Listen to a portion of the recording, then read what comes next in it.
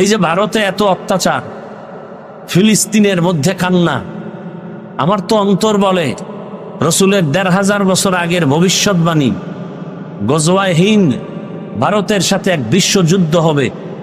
আমার তো মনে হয় মুসলমানের এই রক্ত নীতি নিতে যুদ্ধ লাগবে ভাব, সূত্রপাত শুরু হয়ে যাচ্ছে।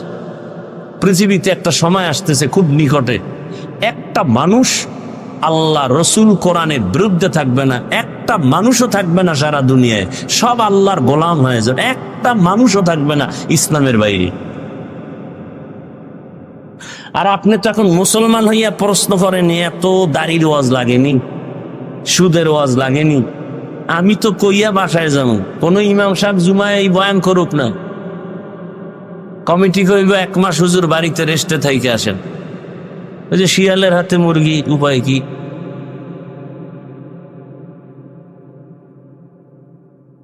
এরপরও ঘুরে ফিরে হুজুরের দোষ, হুজুরে জাতির জন্য বোঝা। দেখেন নাই যে হুজাইফা সাহেব বয়ান করে গেল নারীদের বিষয় নিয়ে, নারীরা অধিকার চায় সমান। এমনি পাগল, আরো যদি মাথা খারাপ। আল্লাহ নারীদের অধিকার দিছেন বেশি, এরা চায় সমান। তার মার একটারও ঠিক নেই। পৃথিবীর কোন ধর্মে নারীর সম্মান পুরুষের থেকে বেশি দেয় না। হিন্দুদের ধর্মের কিতাব দেখেন, নারীদের উপরে জুলুম করছে। খ্রিস্টানদের কিতাব খুলেন, নারীদের উপরে জুলুম। ইহুদিদের ধর্মের কিতাব খুলেন, নারীদের উপরে জুলুম। একমাত্র ইসলাম নারীর সম্মান বাড়িয়েছে, আর কোন ধর্মে বাড়ায় নাই। এটা বুঝে না। বাবায় মারা গেলে সম্পদ ছেলে যা পাবে, মেয়ে পাবে তার অর্ধেক। এ মাথা গরম হয়ে গেছে। আমরা অর্ধেক পাবো। এখন এই আল্লাহর বান্দিকে কে বুঝাবে যে তুমি ভাইয়ের অর্ধেক পাইয়াও ভাইয়ের থেকে তুমি 10 গুণ বেশি পাইছো? এটা কেমনে বুঝে? বুঝার মেমোরি নাই। আর ওদের লগে তাল দিতে আছে আবার মহিলাগো লুচ্চা, চরিত্রহীন লম্পট। এরা তাল দিয়ে জেনা করবে, নারীদেরকে ভোগের সামগ্রী বানাবে। এই জন্য এরা তাল দিয়া এদের বাইরে নামায়। ইসলাম অধিকার দেয় না, আসো আমরা রাস্তায় তোমাদের অধিকার দিব। রাস্তাঘাটে অবাধে চলবে, মেয়েরা ওড়না পড়তে পারবে না, যদি ইচ্ছা করে পরে পড়লো। বাবায় যদি জোর করে, মেয়ে যদি ক্লেম দেয়, অভিযোগ দেয় বাবার বিরুদ্ধে, বাবা আসামি। এইগুলো আমি ইমান আমলের সোনার বাংলার তাজা খবর শুনাইতেছি, ইন্ডিয়ার না। মেয়ে যদি বলে আমি ওড়না পরবো না, বাবার চাপ দিয়ে পরানের অধিকার নাই। এটা সোনার বাংলার কথা। আপনারা তো মনে করেন ইসলাম কায়েম হয়ে গেছে না? ইসলাম কায়েম হয়ে গেছে।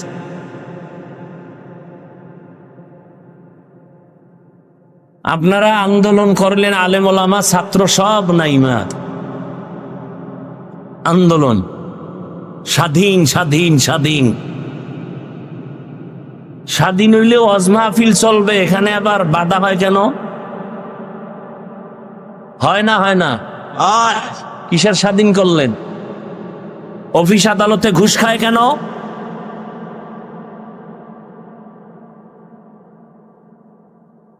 ধান্দাবাজি চান্দাবাজি চলে কেন? নোংরা রাজনীতি ধ্বংস করে দিছে দেশ আর জাতিকে। কেমন রাজনীতি? রাজনীতি মানে নীতির মধ্যে রাজা, মানে এর থেকে পবিত্র নীতি নাই।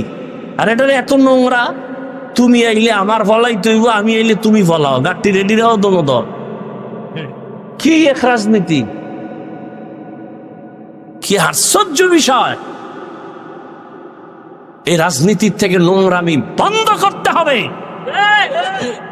বন্ধ করার জন্য সুন্দর চরিত্রবান লোক লাগবে। পৃথিবীতে শ্রেষ্ঠ চরিত্রবান রসুলের আদর্শওয়ালারা।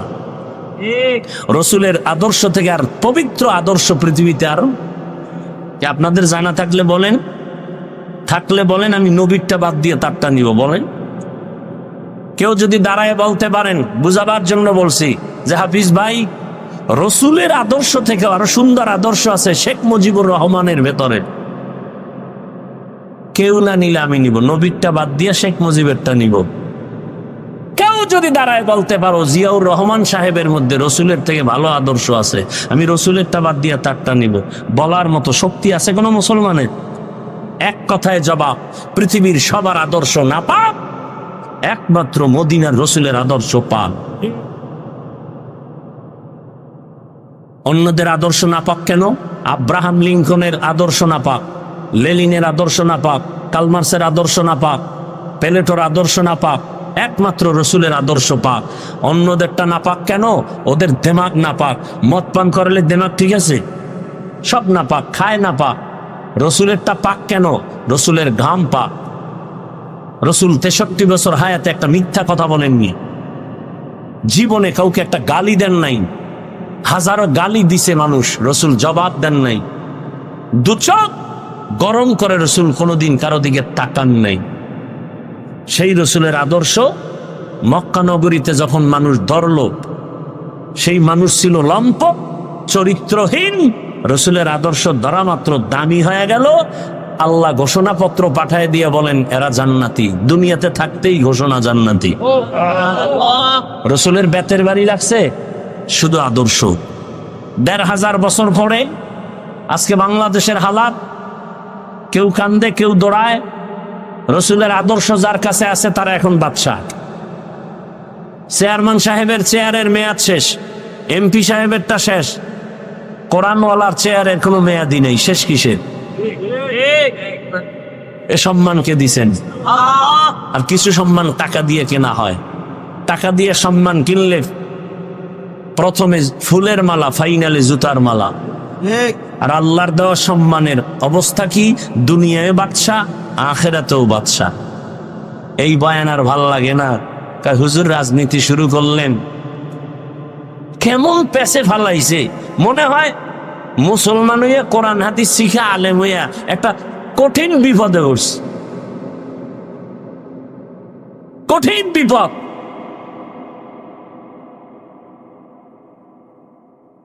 রাজনীতি করা যাবে না। আমাকে বলেন, সত্য কথা বলবেন, মানেন আর না মানেন। দুনিয়ার রাষ্ট্র পুরাটা চালাইছেন, পুরা দুনিয়া সুলাইমান নবী, জানেন? ঘটনা কোরআন শরীফে আছে। মিশরের অর্থমন্ত্রী ছিলেন ইউসুফ নবী, জানেন? ঘটনা কোরআনে আছে। রসুল মদিনার রাষ্ট্র চালাইছেন, জানেন? বলেন, সত্য কথা বলেন। আবু বকর রাষ্ট্র চালাইছেন, ওমরে ফারুক রাষ্ট্র চালাইছেন, ওসমান রাদিয়াল্লাহু আনহু চালাইছেন, হযরত আলী চালাইছেন। কেন বলেন ইসলামে রাজনীতি নাই? কি বুঝাতে চান?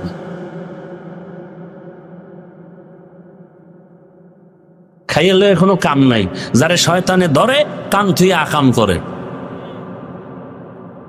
হ্যাঁ, চান্দাবাজি, ধান্দাবাজি, মানুষ মারার আইন বা রাজনীতি, এটা ইসলামে নেই। ইসলামে কি আছে জানেন?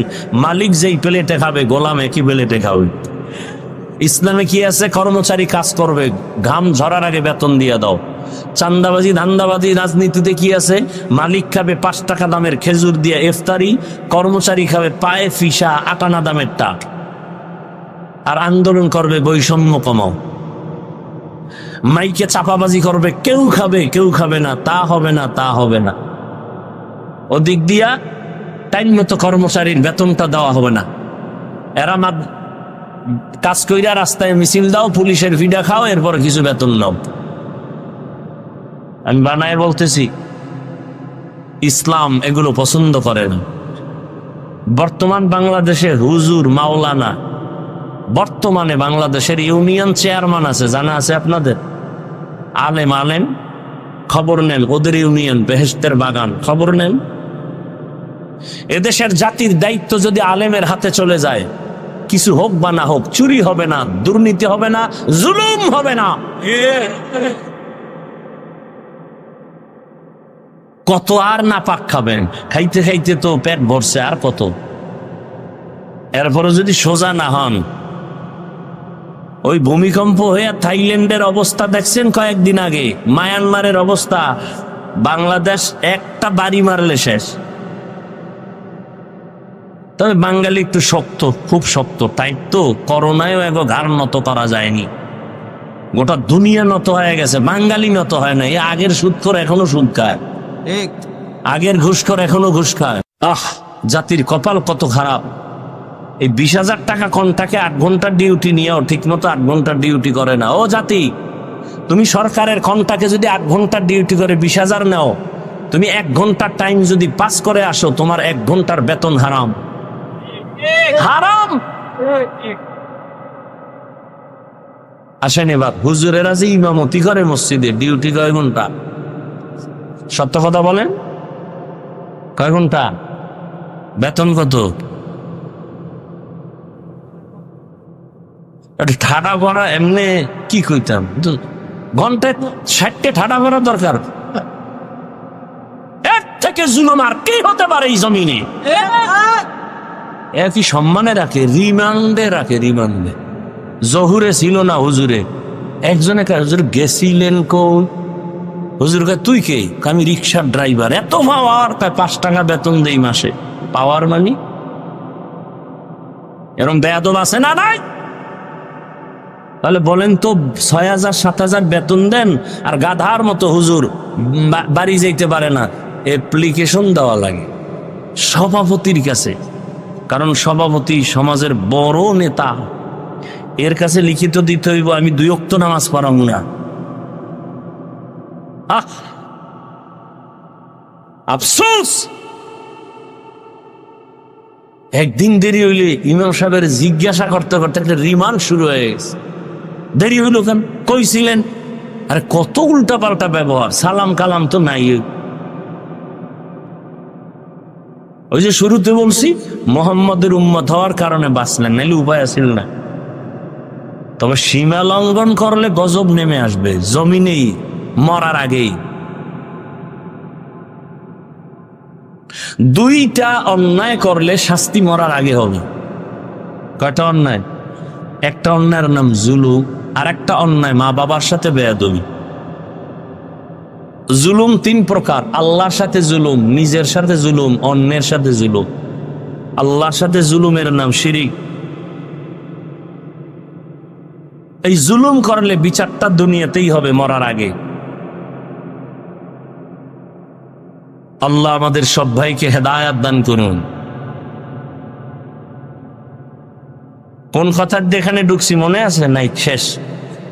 প্রত্যেকটা মুসল্লির জন্য ইমাম হলো দায়িত্বশীল। কমিটির দায়িত্ব শুধু মসজিদ মেরামত করার, মুসল্লিদের কোনো দায়িত্ব কমিটির উপরে নাই। ইমামের দায়িত্ব কমিটির উপরে নাই। কমিটি শুধু দায়িত্ব পালন করবে মুসল্লিরা যেন নামাজে কষ্ট না পায়। এসি সাইরা দাও, ফ্যান সাইরা দাও, জায়গা যদি বাড়ানো লাগে বাড়াও। একথা বলা যাবে না, এই মসজিদ আটকায় তুমি এসি বন্ধ করবো, বাইরেও। মসজিদ কার ঘর? আপনি বাধা দেন কেন? এই সব কিছুর মূলে একটা মেডিসিনের অভাব। এই জন্য বয়ান শুনি ঠিক, কামে লাগাই না। সেই মেডিসিনের নাম তাকওয়া। ইয়া আইয়ুহাল্লাযীনা আমানুত্তাকুল্লাহ, আল্লাহ তাআলা বলেন, ও মুমিন, আল্লাহকে ভয় করো। কাকে? আল্লাহকে ভয় করো। কেমন ভয়? ভয় করার মতো ভয় করো, হক আদায় করে। সাহাবায়ে কেরাম চিন্তায় পড়ে গেলেন, ইয়া রাসূলুল্লাহ, আল্লাহ যত বড়, ওই পরিমাণ ভয় আমরা তো হক আদায় করে পারবো না, কোনো বান্দাই পারবে না। নবীও পেরেশান, সাথে সাথে জিবরাইল হাজির। নবীকে গিয়া সান্ত্বনার বাণী শোনা দেও, সাধ্য মতো ভয় করলে হবে, আমার হক আদায় করে ভয় করার কোনো প্রয়োজন হবে না। সাধ্য মতো ভয় করো, ইত্তাকিল্লাহ মাস্তাতাতুম, সাধ্য মতো আল্লাহকে ভয় করো। এখানে আপনারা যারা হাজির হয়েছেন, আমি যদি জিজ্ঞাসা করি আপনারা কারা কারা আল্লাহকে ভয় করেন, এখানে প্রত্যেকটা মানুষ দোনো হাত উঠায় দিবে, দিবে না? কিছু চালাক পারলে পাও আলগি দিয়ে দিবে, বলবে আমরা 4 হাত পায় আল্লাহরে ভয় করি, বুজুর্গ থেকে বেশি ভয় করি। অথচ নামাজ নাই, রোজা নাই, তেলাওয়াত নাই, সুদ খায়, ঘুষ খায়। যে নামাজ পড়ে না সেও বলে আল্লাহকে ভয় করি। পর্দা করে না বলে আল্লাহকে ভয় করি, হারাম খায় বলে আল্লাহকে ভয় করি। আসলে আমি নামাজ পড়িয়াও বলি ভয় করি, রোজা রাখিয়াও বলি ভয় করি। আসলে আল্লাহর ভয় কি জিনিস এখনো পর্যন্ত তার হাকিকত আমাদের সামনে আসে নাই।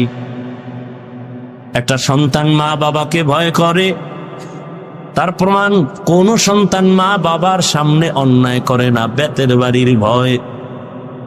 একটা ছাত্র শিক্ষকের ভয় করে, প্রমাণ বেতের বাড়ির কারণে ভয়ে অন্যায় করে না। ঠিক এ জমিনের মধ্যে যেই বান্দা বান্দি আমার আল্লাহকে ভয় করবেন, ওই বান্দা বান্দি আল্লাহর আযাবের ভয়ে কখনো গুনাহ করবে না।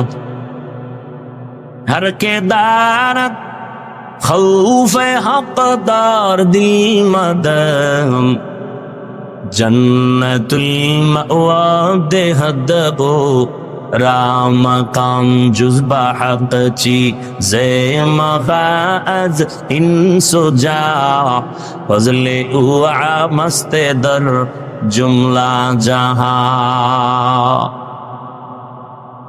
আপনারা কি এখন ঘুমাবেন? কেউ মোবাইল আবিষ্কারের পরে রাতে কেউ ঘুমায়?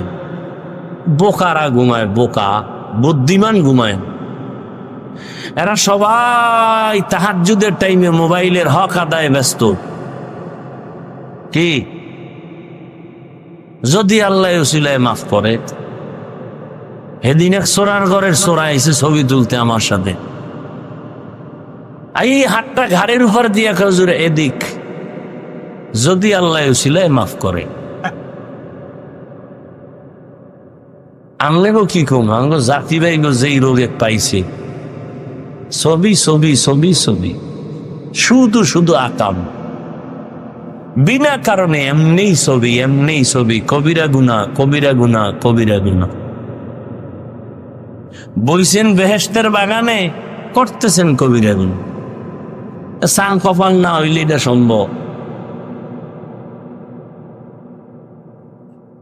জিন্দেগি মে বন্দেগি তু করনা হে, জিন্দেগি মে বন্দেগি তু করনা হে, জিন্দেগি বে বন্দেগি শर्मिंदा है, जिंदगी बे बंदगी शर्मिंदा है।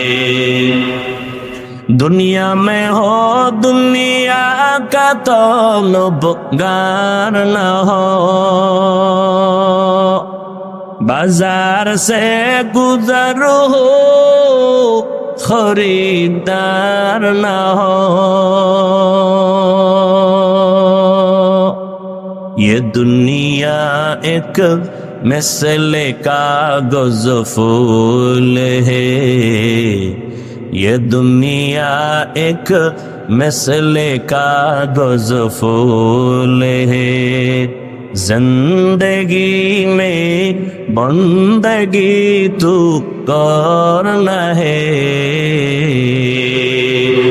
जिंदगी बे बंदगी शर्मिंदा है, जिंदगी बे बंदगी शर्मिंदा है।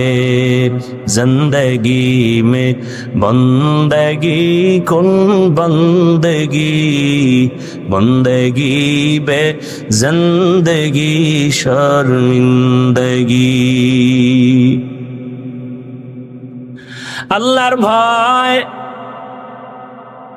যার অন্তরে থাকবে, জীবন যাবে গুনাহ করবে না। আর এই ভয় বা তাকওয়া, এটা জন্ম থেকে কেউ পায় না, দুনিয়াতে আসার পরে এটা অর্জন করতে হয়। কোথা থেকে তাকওয়া নিবেন? বলে তাকওয়ার গোডাউন আছে। লিকুল্লি শাইইন মাদিনুন মাদিনুত তাকওয়া কুলুবুল আরিফিন। প্রত্যেকটা ভালো জিনিস থাকার বা রাখার গোডাউন তাকওয়ার গোডাউন হলো আল্লাহর প্রিয় বান্দাদের কলব। এদের সাথে সম্পর্ক যখন হবে, নজর লাগবে তো তাকওয়ার পাওয়ার বেড়ে যাবে।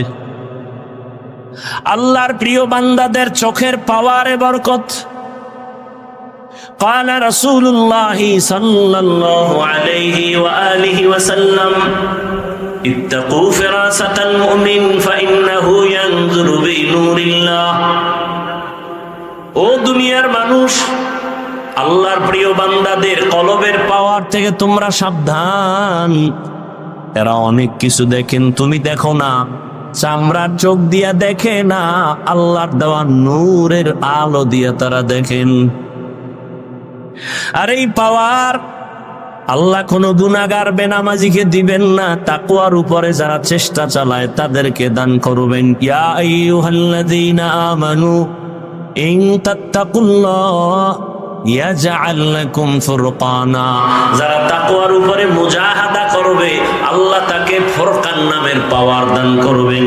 মা মা'নাল ফুরকান হুয়া নূরুম মিন ইলাহি। ফুরকান মানে আল্লাহর দেওয়া একটা বিশেষ পাওয়ার, হলো নূরের একটা আলো। ওই আলো যখন পাবে, নূরের ওই আলো দিয়া আল্লাহর প্রিয় বান্দারা মা ফুররিকা বিহি বাইনাল হাক্কি ওয়াল বাতিল, হক বাতিল নির্ণয় করে হকের দিকে সে আগায় যাবে। قال رسول الله صلى الله عليه وآله وسلم لن تجتمع أمتي على الضلالة أبدا। যখন ফুরকান নামের পাওয়ার পেয়ে যাবে, সারা দুনিয়ার মানুষ যদি গোমরাহির পথে চলে যায়, ওই পাওয়ারওয়ালারা কখনোই গোমরাহির পথে যাবে না। আল্লাহ এদেরকে সাহায্য করবেন। তাকওয়া বড় দামি এক সম্পদ। ইন্না আকরামাকুম ইনদাল্লাহি আতকাকুম। আল্লাহর কাছে বড় দামি ওই বান্দা বান্দি যার কাছে আল্লাহর ভয় আছে। আল্লাহর ভয় মানে ইচ্ছা করে গুনাহ করবে না, আল্লাহর আযাবের ভয়। গুনাহ যদি হইয়াও যায়, তওবা করতেও দেরি করবে না। এই ভয়টা অর্জনের জন্য আল্লাহর বিশেষ বান্দাদের নেক নজর ছাড়া হবে না। আল্লাহর প্রিয় বান্দা, এদের সাথে সম্পর্ক লাগাও, তখন তাদের সোহবত আর নজর লাগলে কলবে তাকওয়া চলে আসবে। এখন যারা কোনো মুরব্বি মানে না, অটোমেটিক শয়তান তাদের মুরব্বি হয়ে যায়। নফস তাদেরকে উল্টা পাল্টা পথে চালায়, আর এরা ধ্বংস হয়ে যায়।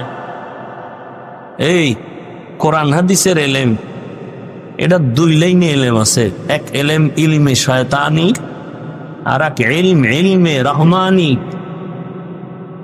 রসুলের মাধ্যমে যে এলেম আসছে, এই এলেম বান্দাকে বিনয়ী বানায়। আর শয়তানের এলেম যার মধ্যে আসর করবে, তাকে অহংকারী বানাবে। সে বলবে আনা খায়রুম মিনহু, আমি তার চেয়ে ভালো। আর মদিনার এলেম যাদের মধ্যে থাকবে, সে বলবে আল্লাহুম্মা জাআলনি ফি আইনি সাগীরান ওয়া ফি আ'য়ুনিন নাসি কাবীরা। ও দয়ার মালিক, আমাকে তুমি আমার নজরে ছোট বানায় দাও, উম্মতের নজরে আমার মর্যাদা বাড়ায় দাও। রহমতের নবী পর্যন্ত কতটা বিনয়ী, এত পাওয়ার রহমতের নবীর। কিন্তু নবী কোনদিন ভাব আর অহংকারী দেখান না। নবী একদিন বসে আছে, এই উঠা বসা করেন কেন, কি ব্যারামটা কি বলেন তো? কথা কই আমি, কষ্ট হয় আমার, কি মোনাজাত দিয়ে দেব? হ্যাঁ, এত বুদ্ধি লেগে ঘুরেন কা? মুসিবত। ওই যে নফসরে মুরব্বী বানাইছে, তো মনে কইছে বইছে, নফসে কইছে উঠে গেছে।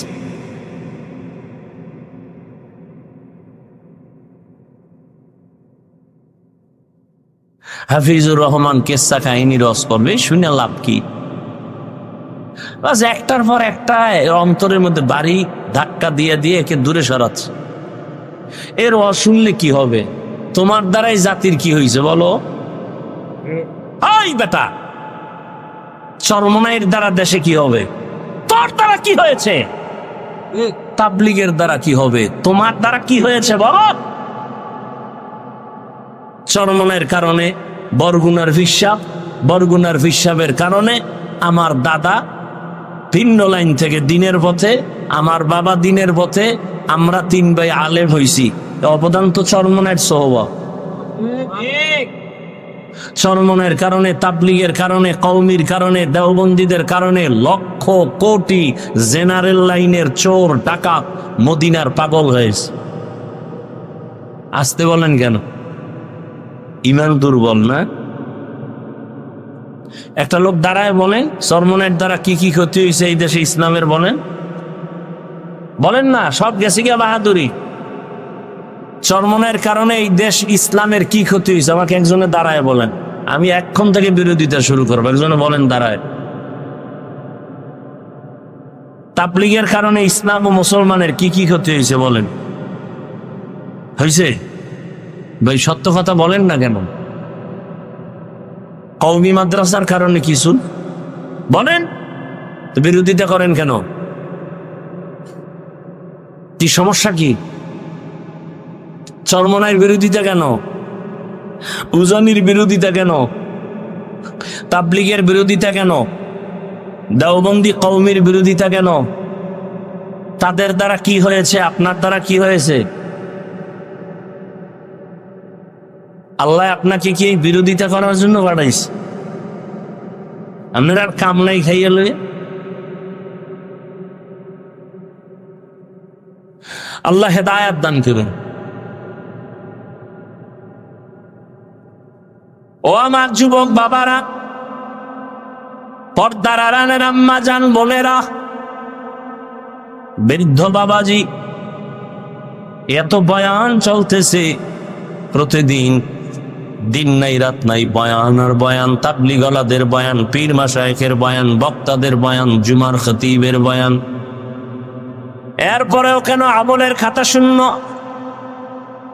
এত লোক ওয়াজের প্যান্ডেলে, ফজরে কেন মসজিদে মুসল্লি নাই?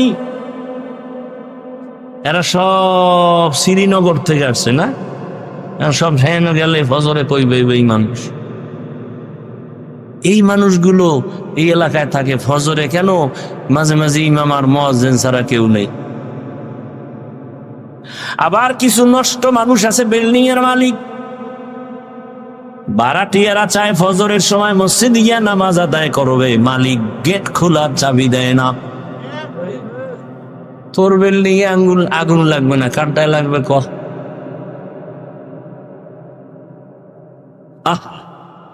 অথচ উচিত ছিল দারোয়ানকে বলা, আজানের টাইমে ডাকবি, সব তীরে ডাকবি, যে নামাজ পড়বে না ওর ভাড়াটি আমার বাসায় দরকার নাই।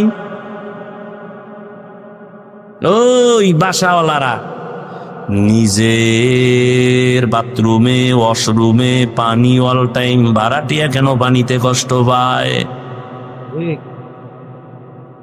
এই জুলুম চলেনি? জুলুমের বিচার মরার পরে না আগে? হ্যাঁ, রেডিও ভাইরা আমার, সব কথার মূল পয়েন্ট হলো তাকওয়া নাই, আল্লাহর ভয় নাই।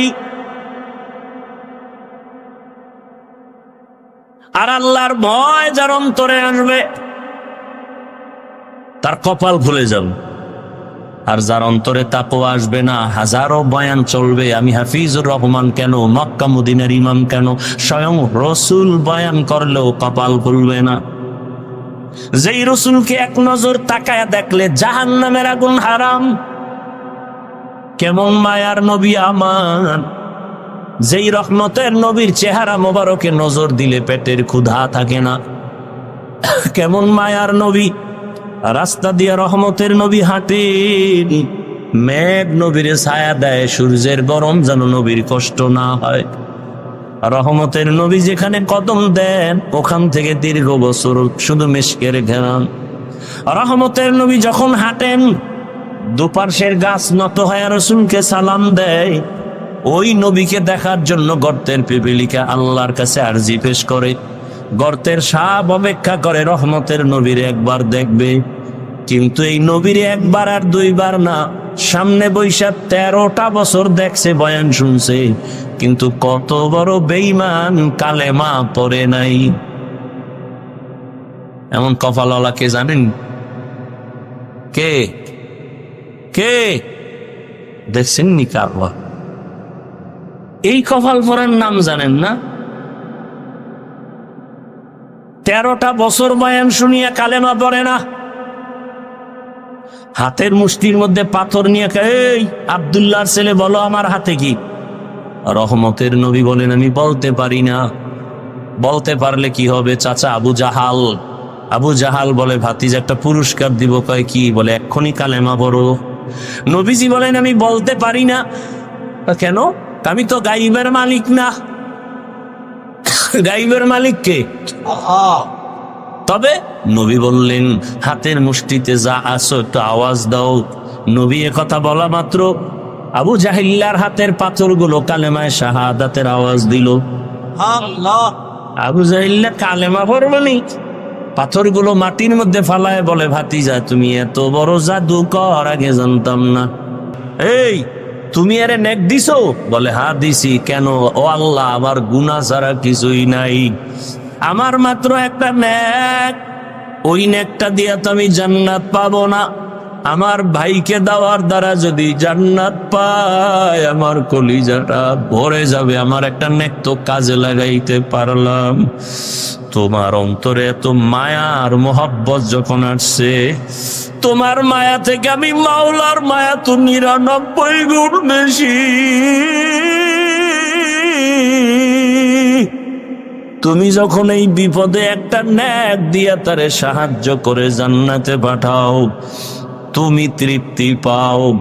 আমি মাওলা কত আদর করে বানাইছি তোমাকে, আমি মাওলা জাহান্নামে কেমনে দিব রে বান্দা?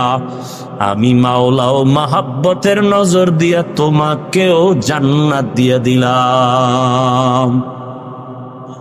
ও আমার পর্দার আড়ালের মা বোনেরা, আপনার মতো কত মা কত বোন এখনো আছে, পর্দা করে, নামাজ পড়ে, স্বামীর মাল হেফাজত করে, মোবাইলে সময় নষ্ট করে না। আপনারা কেন পারবেন না? বৃদ্ধ বাবাজি আপনার মতো কত বুড়ারা মসজিদে গিয়ে নামাজ পড়ে, আপনি কেন পারেন না? এখনো তওবা করেন ও মা বোনেরা। জীবনে আর নামাজ ছাড়বেন না, বেপরদায় চলবেন না, মোবাইলে সময় নষ্ট করবেন না, মা বাবারে কষ্ট দিবেন না, স্বামীর মাল হেফাজত করবেন, খেয়ানত করবেন না। বৃদ্ধ বাবাজিও তওবা করেন আর নামাজ ছাড়বেন না, দাড়ি কাটবেন না। ও যুবক বাবা এখন থেকে তওবা করো। জীবনে কত নামাজ ছাড়লা, দাড়ি কাটলা, বেপরদায় চললা। মাওলাকে মনে মনে বলো আর তওবা করো। আর মা বাবার সাথে বেয়াদবি করবা না, শিক্ষকের বদদোয়া নিবা না, ওলামায়ে কেরামের দোয়া নিয়া, পরামর্শ নিয়া, নবীজির আদর্শ মেনে চলবা, নামাজ পড়বা, দাড়ি রাখবা, বেপরদায় চলবা না। তওবা করার মতো যদি নিয়ত হয়, খাঁটি নিয়তে দুটো হাত আল্লাহকে দেখায় দাও। আয় আল্লাহ হাতগুলো কবুল করে নেন, তওবা কবুল করে নেন। তওবার উপরে মজবুত হইয়া চলার তৌফিক দান করেন, আমিন। আলহামদুলিল্লাহি রাব্বিল আলামিন, ওয়াসসালাতু ওয়াসসালামু আলা সাইয়্যিদিল আমবিয়াই ওয়াল মুরসালিন ওয়া আলা আলিহি ওয়া আসহাবিহি আজমাইন। ইয়া আরহামার রাহিমিন, ইয়া আরহামার রাহিমিন, ইয়া আরহামার রাহিমিন। রব্বিরহামহুমা কামা রব্বায়ানি সগীরা। আল্লাহুম্মা ইন্নাকা আফুউন কারীম তুহিব্বুল আফওয়া ফা'ফু আন্না।